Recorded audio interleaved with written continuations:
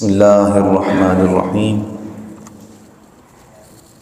عن أبي أمامة سدي بن عجلان الباهلي رضي الله تعالى عنه قال سمعت رسول الله صلى الله تعالى عليه وسلم يخطب في حجة الوداع فقال اتقوا الله وصلوا خمسكم وصوموا شهركم وأدوا زكاة أموالكم وأطيعوا أمراءكم تدخلوا جنة ربكم. رواہ الترمذی کتاب السفر باب ما ذکر فی فضل الصلاة. صدق رسول النبی الکریم. قال اللہ تبارک و تعالی فی شان حبیبہ ان اللہ وملائکتہ یصلون علی النبی یا ایہا الذین آمنوا صلوا علیہ وسلموا تسلیما. اللهم صل على سيدنا ومولانا محمد وعلى آل سيدنا ومولانا محمد بعدد كل شيء معلوم لك. ربي أرني بجمالك يا رسول الله يا رسول الله يا رسول الله. تقوی اور پرہیزگاری سے متعلق ہمارا بیان چل رہا تھا. ترمذی شریف کتاب السفر باب ما ذکر فی فضل الصلاة. اس باب کی حدیث پاک جسے حضرت سیدنا ابو امامہ سدی بن عجلان الباہلی رضی اللہ تعالیٰ عنہ نے اس حدیث پاک کو بیان کیا. حضرت ابو امامہ باہلی رضی اللہ تعالیٰ عنہ جلیل القدر صحابی ہیں. وہ صحابی کے جنہوں نے صلح حدیبیہ سے پہلے یہ اسلام لائے اور نبی کریم صلی اللہ تعالیٰ علیہ وآلہ وسلم کی دست اقدس پر اسلام قبول کیا اور پھر اپنی قوم میں اسلام کی دعوت کے لیے یہ تشریف لے گئے. سرکار علیہ السلام نے انہیں حکم فرمایا کہ اپنی قوم میں جاؤ اور اسلام کی دعوت دو. جب یہ اپنی قوم میں آئے اور اسلام کی دعوت دی تو قوم نے ان کو بڑا برا بھلا کہا اور قوم نے ان کو اپنی قبیلے سے ہی نکال دیا. یعنی قبیلے میں جب یہ اسلام کی دعوت دینے کے لیے تشریف لے گئے تو قوم نے ان کو برا بھلا کہا. برا بھلا کہنے کے ساتھ ساتھ ان کو اپنے قبیلے سے بھی نکال دیا. نہ تو کھانے کا پوچھا نہ پینے کا پوچھا. لہٰذا یہ باہر تشریف لے آئے. باہر آئے تو ان کو بڑی شدید بھوک لگی ہوئی تھی اور ایسی جگہ پر آئے جہاں پر نہ تو کھانے کی کوئی چیز تھی نہ پینے کی. اسی اثنا میں ان کی آنکھ لگ گئی. خواب میں انہوں نے فرشتوں کو دیکھا کہ وہ ان کے لیے کھانا لے کر آتے ہیں اور دودھ لے کر آئے. تو انہوں نے خوب سیر ہو کر خواب میں دودھ پیا. جیسے ہی ان کی آنکھ کھلی بالکل ان کی بھوک جاتی رہی اور بالکل سیر ہوئے ہوئے تھے. یہ بڑا خوش ہوئے کہ چلے اللہ تبارک تعالیٰ نے ان کے کھانے کا اہتمام فرما دیا. یہ بات ذہن میں رکھ لیں کہ بندہ جب اللہ کی ذات پر توکل کرتا ہے اللہ تعالیٰ اسے وہاں سے رزق عطا فرماتا ہے جہاں سے بندے کا گمان بھی نہیں ہوتا. قرآن پاک میں بھی اللہ تعالیٰ نے اس بات کو بیان فرمایا وَمَن يَتَّقِ اللَّهَ يَجْعَلْ لَهُ مَخْرَجًا. اور جو اللہ سے ڈرے گا تو اللہ تعالیٰ اسے وہاں سے کہ جہاں کوئی بھی راہ نہیں ہوگی اسے نکال دے گا. اس کے لیے مخرج بنا دے گا. اس کے نکلنے کا کوئی راستہ بنا دے گا. وَيَرْزُقْهُ مِنْ حَيْثُ لَا يَحْتَسِبُ. اور اسے وہاں سے رزق عطا فرمائے گا جہاں سے اس کا گمان بھی نہیں ہوگا. جب یہ وہاں سے واپس آ گئے تھے تو قوم کے کچھ سردار آئے اور عقل مند لوگ آئے. انہوں نے کہا یہ کیا کیا؟ اپنے ہی قبیلے کے بندے کو نکال دیا, اپنے ہی ہم زبان کو نکال دیا اور باہر نکال دی اور اس کو کھانے پینے کا بھی نہ پوچھا. یہ ہماری روایت نہیں ہے. تو قوم کو بڑی شرمندگی ہوئی. پھر قوم جو ہے وہ آپ کی طرف آئی کھانا پینا لے کر. جب کھانا پینا لے کر آئی تو آپ نے کہا کہ اب مجھے تمہارے کھانے کی ضرورت نہیں ہے, مجھے میرے رب نے کھلا دیا اور پلا دیا. اور جب قوم نے دیکھا کہ آپ کے چہرے پر کوئی بھوک کے اثرات نہیں ہیں تو پھر قوم آپ سے بڑی متاثر ہوئی اور وہاں پھر پوری قوم نے آپ کے ہاتھ پر اسلام قبول کیا. تو آپ نے پوری قوم کو اسلام کی دعوت دی. حضرت سیدنا ابو امامہ باہلی یہ یوں مشہور ہے احادیث کی کتب میں. ابو امامہ باہلی پورا نام ان کا ہے سدی بن عجلان. سدی بن عجلان الباہلی رضی اللہ تعالیٰ عنہ نبی کریم صلی اللہ تعالیٰ علیہ وآلہ وسلم کی معیت میں اکثر رہتے۔ ایک دن پوچھنے لگے یا رسول اللہ صلی اللہ علیہ وسلم، اللہ تعالیٰ نے فرمایا لقد رضی اللہ عن المؤمنین اذ یبایعونک تحت الشجرۃ، کہ بے شک اللہ تعالیٰ ان مومنوں سے راضی ہو گیا جو آپ کے دست مبارک پر درخت کے نیچے بیعت کر رہے تھے، یعنی حدیبیہ کے مقام پر۔ تو پوچھنے لگا یا رسول اللہ صلی اللہ علیہ وسلم کہ میں بھی ان میں شامل ہوں کہ جن سے اللہ راضی ہیں؟ تو سرکار علیہ السلام نے فرمایا بالکل تم شامل ہو، بلکہ تم مجھ سے اور میں تم سے ہوں، یعنی اتنی حضور علیہ السلام نے ان کی تحسین فرمائی، فرمایا تم مجھ سے اور میں تم سے ہوں، یعنی میں تم سے محبت کرتا ہوں، تم مجھ سے محبت کرتے ہو۔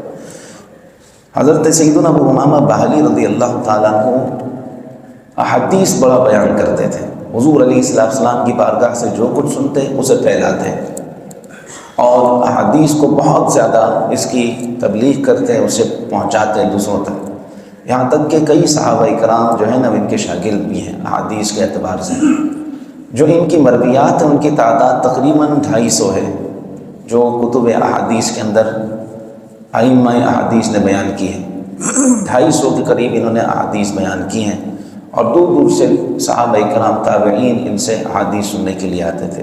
جنگ جمل اور صفین میں حضرت مولا علی کرم اللہ تعالیٰ وجہہ الکریم کی طرف سے تھے، اور پھر جو ہے یہ 91 سال کی عمر تھی کہ ان کا وصال ہوا۔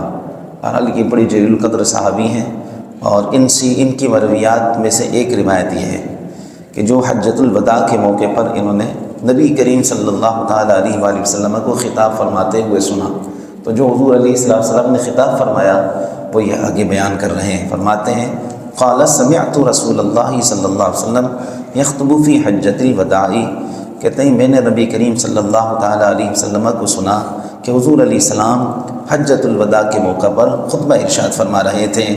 فقال، حضور علیہ السلام نے ارشاد فرمایا اتقوا اللہ، اللہ سے ڈرو، وصلوا خمسکم، اور اپنی 5 نمازیں پڑھو۔ خمس کہتے ہیں عربی زبان میں 5 کو، صلو نماز پڑھنا، صلو خمسکم اپنی 5 نمازیں پڑھو، وصوموا شہرکم، اور اپنے رمضان کے روزے رکھو، وأدوا زکاة اموالکم، اور اپنے اموال کی، اپنے مالوں کی زکوٰۃ ادا کرو، وأطیعوا امراءکم، اور اپنے حکمرانوں کی اطاعت کرو، اپنے حکمرانوں کی اطاعت کرو، تدخلوا جنت ربکم، تو اپنے رب کی جنت میں داخل ہو جاؤ گے۔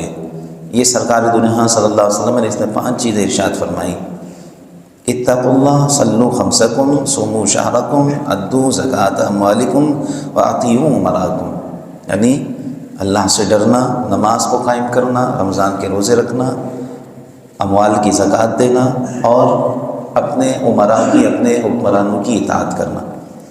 حضرت سیدنا مولا علی قاری علیہ الرحمہ نے اس حدیث پاک کی شرح میں ارشاد فرمایا کہ نماز کا ذکر زکوٰۃ سے پہلے اس لیے ہوا کہ نماز زکوٰۃ سے پہلے فرض ہوئی، اور کثیر احادیث میں اور آیات مقدسہ میں اللہ تبارک تعالیٰ نے نماز کے ساتھ زکوٰۃ کا ذکر فرمایا۔ اقیموا الصلاۃ وآتوا الزکاۃ، قرآن پاک میں کئی مقامات پر اقیموا الصلاۃ، نماز قائم کرو، وآتوا الزکاۃ، زکوٰۃ فرماتے ہیں کہ نماز کا پہلے ذکر کیا اور زکوٰۃ کا بعد میں، وہ اس لیے کہ نماز پہلے فرض ہوئی اور زکوٰۃ بعد میں۔ اور پھر اس لیے بھی بیان فرماتے ہیں کہ عبادت 2 طرح کی ہے، ایک عبادت جو بدن سے تعلق رکھتی ہے، اور ایک عبادت جو مال سے تعلق رکھتی ہے۔ عبادت بدنی کی اصل نماز ہے، اور عبادت مالی کی اصل یہ زکوٰۃ ادا کرنا ہے۔ تو سرکار دو جہاں صلی اللہ علیہ وسلم نے ارشاد فرمایا کہ اپنے اموال کی زکوٰۃ ادا کرو۔ حدیث پاک میں یہ نہیں فرمایا کہ ادوا زکاتکم، کہ تم زکوٰۃ دو، بلکہ فرمایا ادوا زکاۃ اموالکم، اپنے اموال کی زکوٰۃ ادا کرو۔ مطلقاً سرکار علیہ السلام ذکر فرماتے تو کل مال کا ذکر ہوتا، تو زکوٰۃ جو ہے یہ مخصوص مال کی دی جاتی ہے، پورے مال کی نہیں دی جاتی۔ مخصوص مال وہ جو حاجت اصلیہ سے زائد ہو۔ ایک وہ مال ہے جو آپ کی استعمال میں ہے، اس کی زکوٰۃ نہیں ہوتی۔ جسے آپ استعمال کر رہے ہیں، آسان انداز میں سمجھ لیں، جو آپ کے استعمال میں ہے اس کی زکوٰۃ نہیں ہے۔ جو آپ کے استعمال سے زائد ہے اس کی زکوٰۃ ہے۔ یہ شریعت نے آپ کے لیے کتنی آسانی نکالی کہ جو استعمال سے زائد ہے اس کی بھی پوری نہیں دینی، 2.5% دینی، 2.5% اللہ کے لیے نکالنا ہے۔ وہ پیسہ جو آپ کے استعمال سے زائد ہے آپ کے پاس رکھا ہوا ہے اور ایک مرتبہ زندگی میں اس پر سال گزر جائے، حولان حول جسے کہتے ہیں، یعنی سال کا ایک مرتبہ گزرنا اگر پایا گیا تو پھر وہ بندہ جو زندگی میں ایک مرتبہ مالک نصاب ہو گیا وہ زکوٰۃ ادا کرے گا۔ اب اگلا سال آیا، اگر اس کے پاس پیسے ہیں تو وہ زکوٰۃ دے گا ورنہ نہیں دے گا۔ اب زندگی میں ایک مرتبہ سال کا گزرنا ضروری ہے کہ سال گزر جائے اس کے زائد مال پر، وہ مال جو اس کی حاجت اصلیہ سے زائد ہو اس پر زکوٰۃ ادا کی جاتی۔ اس لیے نبی رحمت شفیع معظم صلی اللہ علیہ وسلم نے ارشاد فرمایا کہ ادو زکوٰۃ اموالکم، اپنے اموال کی زکوٰۃ ادا کرو۔ پھر آگے ارشاد فرمایا اطیعوا امراءکم، اپنے حکمرانوں کی اطاعت کرو۔ تو یہاں حکمرانوں سے مراد اسلامی سلطنت کے خلفاء ہیں، خلیفہ وقت ہیں۔ دوسرا قول یہ ہے کہ یا اس سے مراد علماء اکرام ہیں، یا اس سے مراد اساتذہ ہیں، یا اس سے مراد آپ ماں باپ بھی ہیں کہ جو آپ کے امراء ہی ہیں، ان کی اطاعت کرنے کا حکم ارشاد فرمایا۔ یا پھر یہ لفظ اپنے عموم پر ہے تو لہٰذا ہر شخص جو سرپرست ہے، باپ ہے، چچا ہے، بڑا بھائی ہے، اس کی اطاعت کرنے کا حکم دیا۔ اسی طرح جو امیر ہیں، آپ کے حلقے میں جو امیر ہے، امیر کی بھی اطاعت کا حکم دیا کہ اپنے امیر کی اطاعت کرو۔ سرکار علیہ السلام نے فرمایا جب تم کسی سفر میں جاؤ تو اپنا امیر مقرر کر لیا کرو، اپنا امیر مقرر کر لیا کرو، پھر اس کی اطاعت کرو۔ سفر میں جب بھی جائیں تو کسی ایک کو اپنا امیر بنا دیں، پھر اس کی اطاعت کریں۔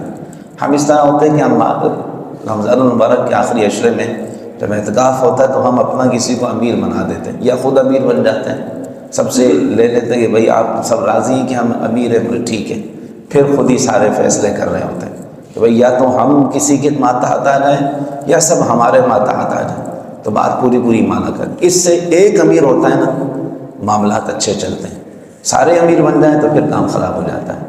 تو یوں اس سے مراد ہر وہ شخص ہے، عمومیت پہ اگر اس پر دلالت کریں اطیعوا امراءکم، معنی یہ ہوگا کہ اپنے امیر کی اطاعت کرو، جو بھی سرپرست ہے اس کی اطاعت کرو۔ تو فرمایا جب یہ تم 5 کام کرو گے تو اللہ کی جنت میں داخل ہو جاؤ گے۔ اللہ تبارک تعالیٰ ہم سب کو عمل کی توفیق عطا فرمائے، آمین بجاہ سید المرسلین وما علینا الا البلاغ۔